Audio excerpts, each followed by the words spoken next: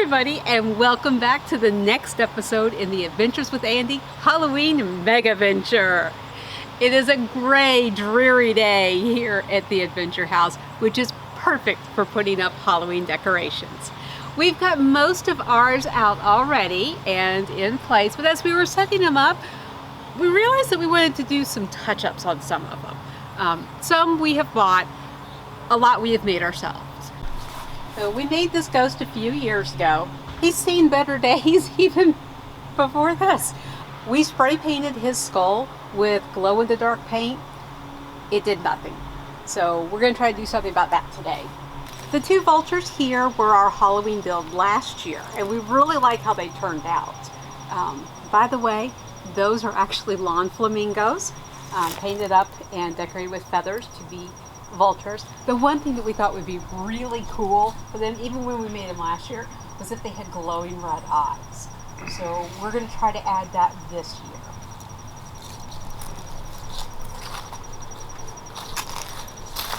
Over here we have one of two pumpkin monsters. This was actually one of our first Halloween builds and is still to date my favorite that we've done. We spray painted the head, again, just like with the ghosts, with the glow-in-the-dark spray paint. It did nothing. So we're going to try to do something about that today. And of course, he has his friend, alas poor Yorick, here in his hand. And we thought it'd be cool if we could get Yorick's skull to glow as well. These little eyes here, we bought a set of 3 of them, and they were sold as glow-in-the-dark. They've never worked. We're going to see if we can get them to work this year. This is our other pumpkin monster, and we're also going to see if we can make his eyes and mouth and everything glow. And then last but not least is our tourist skull, who we want to see if we can make his eyes glow, just because we thought that would be nice and cool and creepy. Now, you might have noticed a theme when we talked about all the little touch-ups that we wanted to do to our Halloween decorations. What was that theme, Chad? It was glow in the dark. Glow in the dark. That's the big thing we want to do this year. Is we want to touch up the things that were supposed to be glow in the dark and didn't work, and add some glow in the dark to some other things. How are we going to do that, Chad? Well, I thought we might use some glow in the dark pigments available from Culture Hustle, or Stuart Semple is the designer in the UK. We do have blue, which will glow into blue. Pink,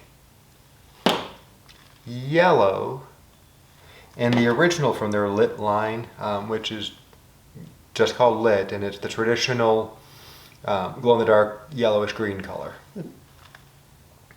And where did we get these? Well, I received these as a birthday present from Andy. I got these for Chad because I thought he would like to use them. He paints minis and he does an awesome job, and I thought these would look really cool for ghostly spectral effects. And he's being kind enough to let us use them for our Halloween decorations and for this Halloween adventure. So thank you, sweetheart. Thank you for getting these. Oh, you're welcome. Now, these being pigments, they do have to be mixed with a medium.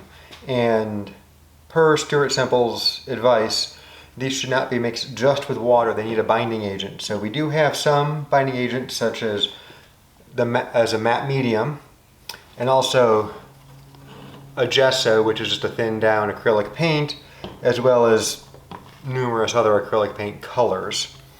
We will be deviating from their recommendations on some of these, insofar as they recommend putting them over a white base. As you saw, some of the things we're painting, like the pumpkins, have a black base, so we're just going to give it a go and see what happens. Yeah, we figure worst that happens is it doesn't glow, which is basically what we have now, so nothing lost. Yeah. So first up, we cleaned the eyes with rubbing alcohol in order to get them clean and prep the surface. So now we're going to mix 2.5 parts of the pigment to 1 part water, and then add in the medium, whether that be just a plain old medium or one of the paints. Yeah. Now, these are powders, so even though they are sold as non-toxic, we're just going to err on the side of caution. We've got dust masks that we're using. We're just going to use these dust masks while we mix up the pigment, and then we'll take them back off again. But it's non-toxic, so shouldn't cause any problems. Just in general, you don't want to be breathing in powders. They can be lung irritants. So what color are you going with, Chad? This is Lit, the classic. Now, Chad did set all of the containers out on our deck railing the day you got them, the day I gave them to you. Yeah. And let them sit out there, and then took them inside to where it was dark, and they glow bright. They That are, should be enough of that. yeah, they are literally the most glowy, glow in the darks that I have ever seen. So, yeah, I believe they're sold as the glowiest, and I believe it. Okay. Now, how much of the powder goes to the water? Well, I eyeballed it, but 2.5 to 1. Okay. And then we'll just go like this, a little bit of matte medium. It'll come out white, but it will dry clear. And this is just eyeballing it. And I have a large brush here to mix it up with.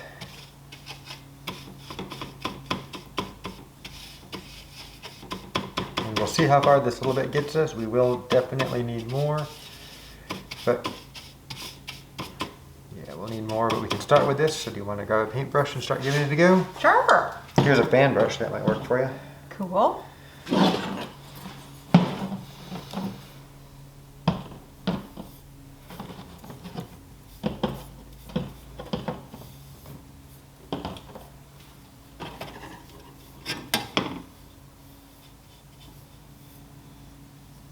And are you just doing the whole thing? I went over the or- whole thing. I didn't know if you were avoiding the pupils. I had intended to, but I have a very, very large paintbrush. Yeah, we are definitely gonna need some more of this because he's already out. Yep. So I don't think we want to use all of your matte medium. Mhm. That's a specialty thing that he uses for painting minis, and I don't want to use up all of it. It's That's a still tiny, plenty. it's a tiny little bottle. I mean, it's 0.4 ounce, but there's a lot. We can use it for these eyeballs at least, and then maybe switch to something different. Okay. So you want the same color?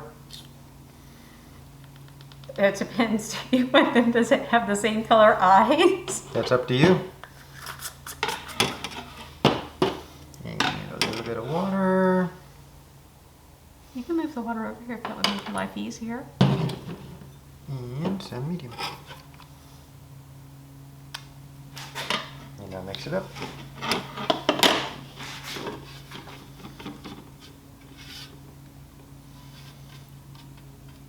And obviously the more concentrated the pigment, in theory, the more vibrant the glow in the dark. And one nice thing about these particular pigments is they don't necessarily need sunlight to work. They will not work under normal incandescent or LED light. That will not charge them. But you can use heat from a heat gun or a torch or something like that to charge them. I didn't know that. That's really Yep. cool. Mm-hmm. And I guess do this last one here. I got it all over the table too. That's how you roll, right? Klutzy? Yes. Okay. Making a mess wherever I go, you know it. Okay, so we should go set these aside and grab something else. Okay, next up we're going to do the eye sockets, just the sockets, on this particular friendly skull. He's from out of town. He's from out of town. That's the nice thing about the alcohol, it's going to dry your fingers. Just Yep. like, any Sunday night, just get in there, clean out the eye sockets. It's not working unless you hear the squeaking. You wanna go ahead and hit this guy? Oh, I'm painting them? Yeah, why not? Okay. Only 2 sockets, right? And this is one where we're painting over a dark color, so we'll see how that goes. Although the very center is white. Which could create an interesting quote-unquote glow effect, where because the center is lighter, we'll receive more glow there, so it looked like there are pinpoints of infernal fire glowing from within his eyeballs. Here, can you turn him upside down for me so I can see? Thank you, sweetheart. Looks pretty well soaked. I just couldn't tell if I had gotten the the tops here. Now, is there anything else that we want to do in this particular color, or did you want me to do his nostrils? I'm just gonna hit his nostrils. You know, maybe he'll sneeze. Ew. Yeah, looks like we're running out of that stuff there. Yeah, that's what I was thinking. Just use this up if we can. Yeah, one thing with this, with these pigments, is once you've mixed them up, even if you put them in an airtight jar, they will still dry out. So mix up what you need, and if you mix up too much, find another project. Yeah. So next up, we're going to try painting glowing red eyeballs on our vultures. And can I mix it this time? Can I try? Sure. Was this the only thing we were going to paint pink? Yes, I think so. Okay, so just mix up a very small amount then. Okay. So, and instead of using the medium, I'm going to actually try using some acrylic red paint to see how that goes. Mm-hmm. So, just use a little bit. A little bit. It's like that much? Sure. So even less water, right? Yeah, much less. That's good. And then just however much of the paint I want. Yeah, I would just do a little bit, but it's enough to basically get it to the consistency you want it. We can add more powder if you need to. Okay. That would be a good place to start. Don't want to go overboard, right? Right.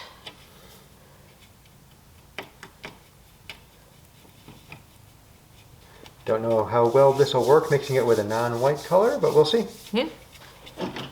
And there are smaller paintbrushes to get in Oh. the eyeballs. That would have been useful. I should have thought of that. Let's start painting some eyes, right? How can they tell if it's mixed thoroughly? Does it look like it's mixed? Oh. Okay, it looks good. Okay. I'm just trying to create the consistency of like paint or even milk. I didn't know if it was supposed to dissolve or anything. It does. Oh, okay. This is painting it pretty quick. Yeah.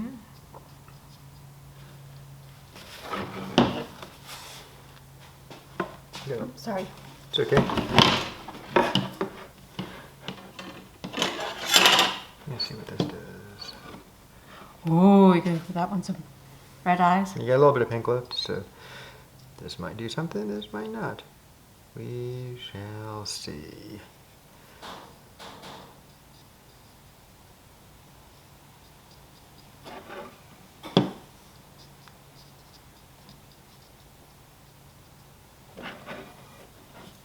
Did you paint an evil red stripe on its beak? Yeah, mainly to differentiate the one I did from the one you did. Oh. So we're gonna let these dry, and Chad's gonna grab another skull so we can just use up the rest of this red paint. This is from the Ghost, this is from Yorick. And make sure you keep your skull nice and shiny. Mm-hmm.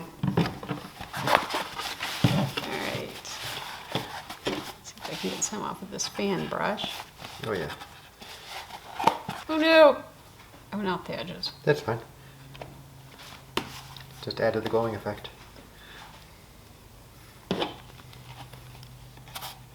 Sorry, I'm holding this up by myself, by me, to paint. Y'all can't see what I'm doing. Get the light.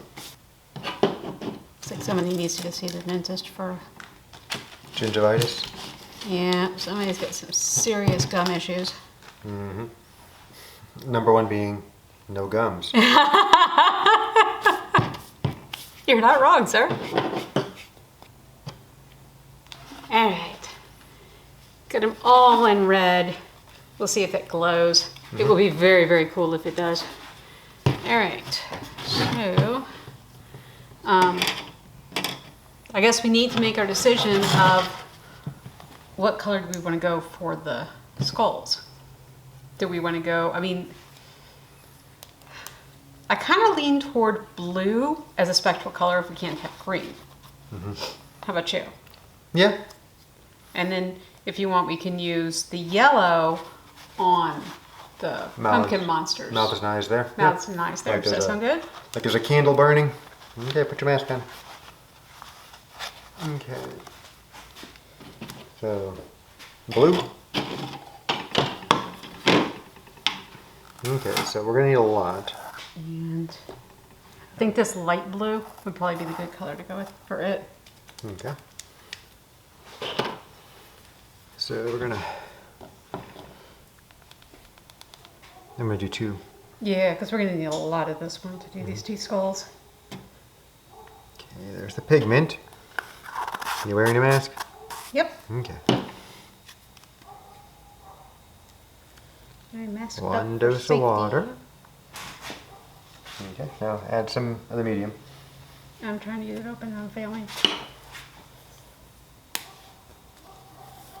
You would think since I'm the one with fingernails, it would be easier for me to get that open, but it's not.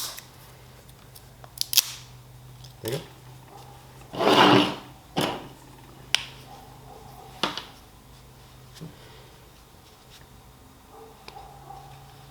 Is that Okay. a good amount? Do you think more? Now that should be good. Okay. I'm gonna take this big shader here, you think, and mix it up? Or? Yeah, it's fine. Okay, using this brush here. Very dense, which might be good. Make a nice thick paint that will hopefully glow. You know what we should do? We should go crazy here. Add some more blue. Okay. Don't dump the whole container in. Nope. Just saying. Gonna, you know, because we're just gonna add pigment to our heart's content here, just to see if we can really get it to glow. And if it doesn't glow, then we'll have some interestingly painted skulls. I'll just be blue. Give me a small squirt of the medium. Of this? Yep. Now, if you want it to be lighter blue, I can add some of the white gesso. Yeah, go ahead and add the white gesso. That's also thinner Yeah. too, so it'll make it a little. There we go. And don't ask me why I grabbed gesso instead of actual just white paint when I picked up all these paints. I don't know. That's just what I did. Since you have the larger skull, do you want to use the larger brush? Okay. That's also really preloaded with paint for you. I'm just trying to mix this up a little bit more.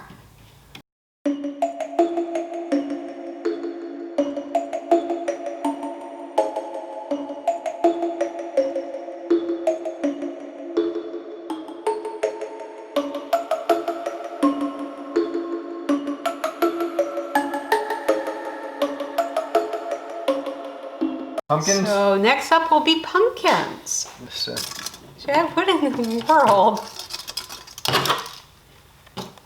There was a leaf in the pumpkin head. it's Halloween. It wasn't there when we put the pumpkin head out there earlier.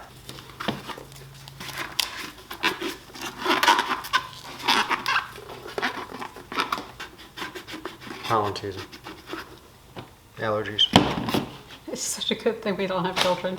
What are we going to use for the medium for this one? I say either the gesso or the matte medium. I think the gesso, Okay. just because I don't want you to use all of your matte medium.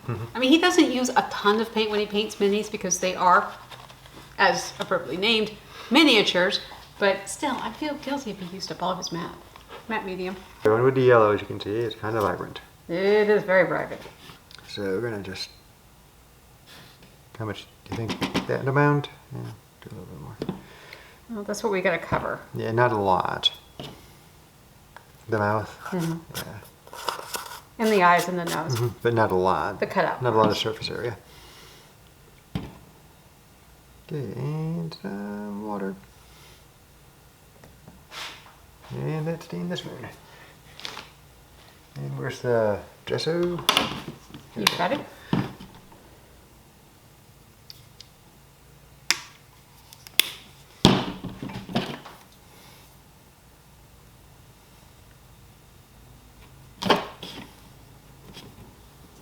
Gonna need some more gesso. And if we get a little bit of the other colors in there too, Yeah, that's so fine. be it. It'll just glow in interesting and unique ways.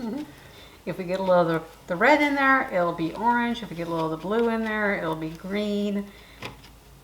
Whatever happens, it'll be fine. It's an adventure, right? Mm-hmm.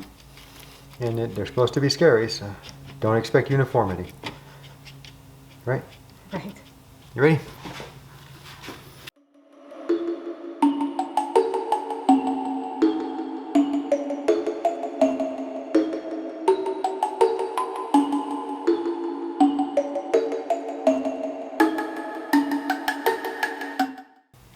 Boom. Creepy. It's gonna be so cool if it glows. Okay, so since we have a little bit of paint left over, I thought it'd be cool to add some spooky glow-in-the-dark effects to these two tombstones that we made. These are named for Sharps and Dinwoody, characters that I have killed more than once in short stories. This was from the first short story, though. We like to do tombstones for Sharps and Dinwoody when they die. But in my first short story that got published, Coast Neats and Mordigin, they got eaten by ghouls. So, paint away. Mm-hmm.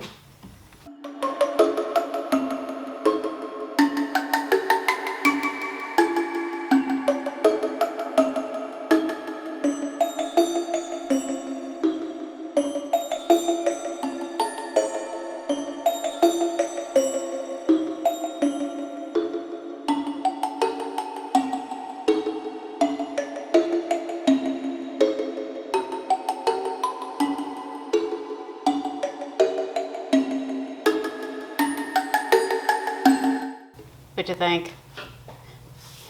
Pretty cool, huh? If that glows in the dark, that's gonna be awesome. I like yours too. That was more simple. That's okay. Dinwoody's a pretty simple guy. Yeah. See? Pretty cool, huh? Yeah. Dinwoody's more the brawn. Sharps is the brighter of the two. Okay, so now everything just needs to finish drying, and then you said it needs to sit out in the sun for how long? 8 to 12 hours. But before that, once it dries, you want to hit it with clear varnish Right. so that the rain just does not wash it away. Oh, would the rain do that? It's just acrylic paint on there, so. Oh, fair enough, fair enough. You are correct, sir. So yeah, we're gonna have to let all of this dry. It's probably gonna end up having to dry overnight. We can come back tomorrow and polyurethane everything. Okay, so you can see that it's definitely glowing here. And it's glowing bright, but we don't have a thick enough coat. We need a much more solid coat on there. Where it's really glowing good is just where it kind of all pooled in. So we're gonna have to put at least a second coat on. This is the skull, this is Yorick. The skull where we put the blue lit in blue paint and the red lit in red paint, and they're not glowing. It actually reflects really well at night. If you go up and you put shine a light on it, it reflects really well, but it doesn't glow. The eyes, on the other hand, got some of the lit in a white base, and you can see they're glowing, but again, we didn't get a solid coat. So we're gonna have to recoat these. Oh, so we did go back and we watched a video of Stuart Semple using the lit, and one thing that he did that we did not do is he mixed the powder, the pigment, completely in water before adding a medium. Last time we just sort of put the powder on, added some water quickly, and then went right to the medium. And then mixed everything. And then mixed all three together at once. Yeah. And so this time we're going to try doing it his way, which is to mix the pigment and the water into a liquid, and then add some medium to it for a binding agent. Just to see if that works better. Don't know if it's going to make a difference, but he's the guy who developed this. He obviously is the expert in how it works, so we're going to follow the rules. Not that we didn't follow the rules before, we just didn't understand them. Yep. But we're going to do what the expert did to give ourselves the best chance at this working right. So we're going to go through and we're going to recoat everything and set it out and See how it goes? see how it goes. Yeah, this is already looking so much different. This is the yellow lit, is it? Yeah. Yeah, where we mixed it. We did 5 quarter teaspoons, 5 quarter teaspoons Powder. of the powder, 2 quarter teaspoons of water, mixed it up, and then added a little bit of just the Gesso. white gesso. And yeah, when we did this, the first coat, what we ended up was white, but now what we're getting is yellow. So I think this is going to work a lot better. Fingers crossed. Mm-hmm. So these paints by Stuart Semple are really cool, and they do an awesome job of glowing even when exposed to just sunlight. But because of all the trees in our yard, that sunlight doesn't last forever during the day. And so by the time nightfall rolls around, the paints have already absorbed a lot of sunlight, and then in the shade, they've glowed and are just slowly diminishing down to nothing. And so to give a little surprise for Andy, I did pick up a small black light that can be used to charge these and give them an instant glow. Are you ready to see the new and improved glow-in-the-dark decorations? Come on. The really bright light only lasts for a very short time. And then after that, you get just this sort of afterglow effect. But we do know that they're glowing because one of our next door neighbors told Chad that he saw them glowing last night and thought it looked really cool. You can go ahead and turn off the flashlight now. So you can see some of them that we've charged up, and you can see that little bit of glow. Now there's a lot of ambient light here because we happen to have a street lamp right across from our yard. So we get lots of light from that. Great for safety, not so great for seeing glow-in-the-dark decorations. But you can see after just a couple of seconds how much that glows. And then it fades out a little bit. This is a UV flashlight. So I'm going to go ahead and charge it for 30 seconds and we'll see how bright it gets.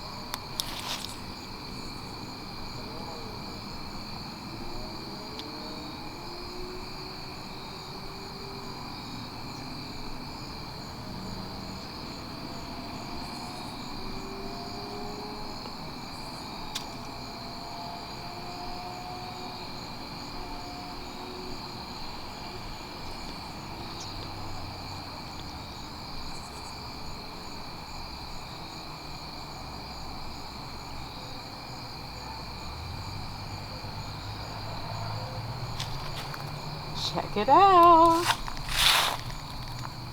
That is bright. That is so cool.